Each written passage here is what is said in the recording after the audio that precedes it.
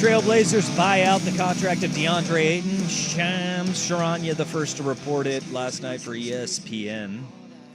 He is $35,550,814. That's a specific number.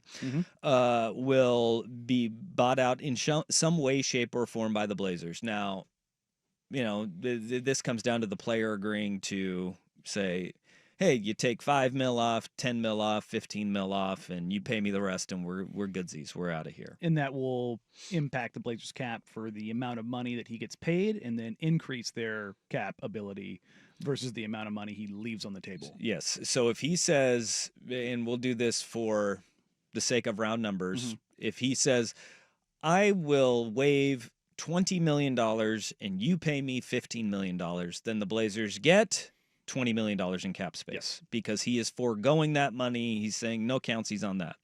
If it's $5 million and you pay me $30 million, then $5 million opens up for the Blazers. So on and so forth as it goes down. Here is the question, though. If they don't have another move in mind right now, and this move is not to facilitate a greater move by the Blazers, what are they doing? Number one, clearing space in the front court, not taking on bad money. But doing it with the guy who's been the most productive there. Sure. He also had his worst season last year as a pro. And still was and of all the guys that you have, still the most productive. And this is the thing everybody's been clamoring for. You want you want to unclutter. You don't get it both ways. Well, but here's the thing is there's also been expiring deals in the NBA are attractive. Can you make a trade and can you facilitate a trade? And this is where it comes down to, all right, your appetite of what you want back. Well, and part of the job of the general manager is to make these deals happen. Not, hey, nobody wanted to play ball with us. Well, find somebody and create a deal that somebody will play ball. That's what great general managers do. It is what they do. They didn't want to go down the path of taking back more money. We just saw this with a great general manager 25 minutes ago, and Danny Ainge and now Austin Ainge. They bought out Jordan Clarkson after rumors of him being traded forever. Is Danny Ainge a god-awful GM? No, he decided it was better for us to do a buyout and have that flexibility than it was for us to take on more bad money. And that I've been saying this now for a couple months, not just with these transactions. CBAs define eras, and anything that is a remotely onerous deal when you're talking, I'm not talking about signing guys to it. I'm talking about the deals that were signed pre-new CBA, the Michael Porter Jr.'s, you could say DeAndre Ayton, Zach LaVine, Sabonis, like guys that are good, but they're probably paid too much under the restrictions of the new CBA. No, everybody's looking at that money now and just going, you can have maybe one guy in your roster that you overpay a little bit. And that's and it all depends on the scaling of overpay, right? Because look at the teams, those teams in general. The Nuggets are stuck because nobody's taking on MPJ's number and them getting everything. Like Michael Porter Jr. is a good player, but with his shoulder and his back now, you're like, that's two nasty red marks on the medicals. Not sure I wanted to get into that. And then you factor in his money, and you go, okay, what will we get back from that? Well, is it better than Michael Porter Jr.? And this is where you go down the road of it, unless there's a deal that they have near the finish line on.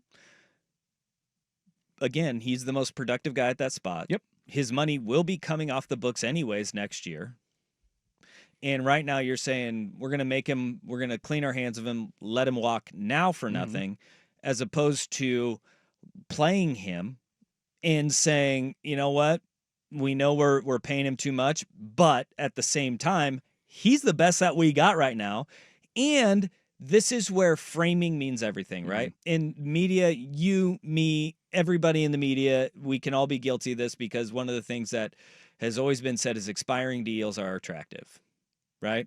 Especially as the deadline looms, you got contending teams that have an injury or they have a lack of bigs, and you can sit there and you can trade a guy at the deadline and say, boom, he's gone, right? Or you play him and you let him walk, like, okay, you don't get anything from him, but they're not getting anything from him right now. No. And so if they don't have that deal in place, you are losing the most productive player at that position. But here is where the framing also is on the team on this aspect. You can't tell us that you have a roster that is a playoff roster and then get rid of your best center for nothing, right? Without another deal coming in to facilitate that movement. And that is where the Blazers, they said it at the exit interviews, right? What was Chauncey's quote on it? Like, this isn't a play-in, this is a playoff team. I can't remember exactly. Playoff roster. Right. Well, with your situation at the bigs right now, I don't think it is. Well, there's multiple things. Number one, actions over words.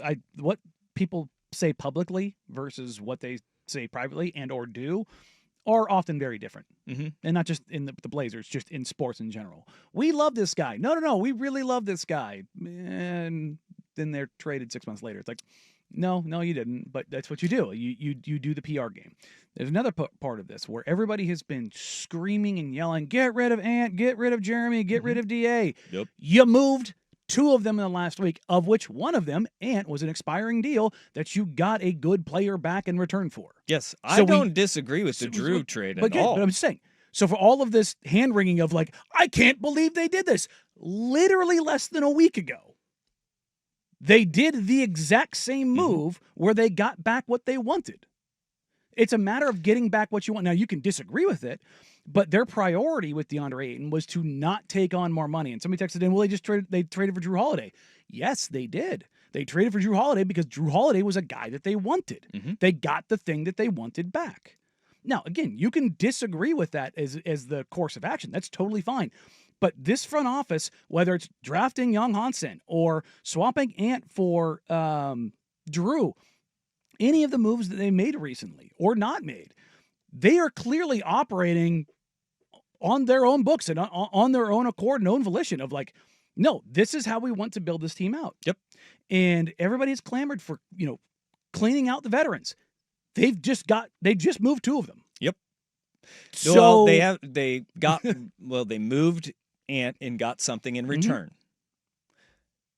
This is getting rid of a guy and just saying deuces, man. And I think because they made the move for Drew, because of his contract, they want to make sure the salary slotting looks right. Because again, they have been, I would say, privately prioritizing their books for the next 2 years. Because number one, they have a lot of decisions, and number two, if they have something else lined up, then we'll see. But if this is just a straight cut and they don't do anything else with it, boy.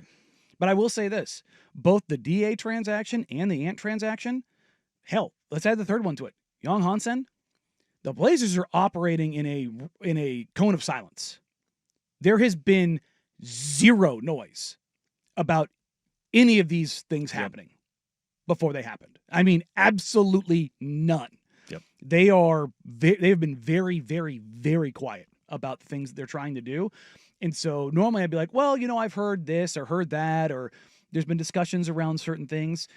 There has been, I wouldn't say minimal, but the chatter has been very quiet on a lot of different fronts. I've heard some things about Rob Williams, but I think the Blazers do in fact want to keep him. I've heard some things around Jeremy. Don't know how much I believe it, but there are minor rumblings. Other than that, even in free agency, it's very quiet. Yeah, and this text on the fan text line 503-864-6326. Look at how many games Ayton missed. I agree with the move. A lot of it is shutting Deandre Ayton down too. Yeah, you have to do that with injury now. He had the calf strain, and Lord knows I am pro shutting guys down indefinitely for calf strains at this point. And they did. And that wasn't a fake injury. No. DA went down and immediately did the calf grab of like, oh no. But then they went to, we're not going to play him the rest of the year. Yep. And that is fine. And now you're heading into the season, depending on how Rob's health plays out, and that's always a scary proposition. I love him, but his health, it's been brutal, man. It has been. But some minor miracle, he is able to play 55 games. He's probably going to be your starting big. Yeah. Because if you're talking talent, output, production, he is by far their best option on the roster right now.